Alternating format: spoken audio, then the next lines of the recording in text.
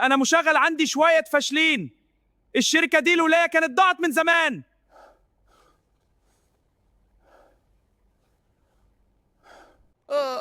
قلبي مش قادر اتنفس، حد يلحقني انا بموت.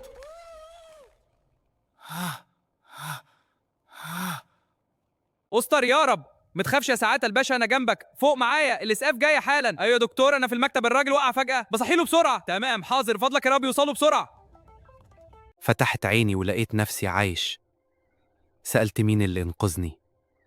قالوا لي العامل اللي كنت بتتكبر عليه.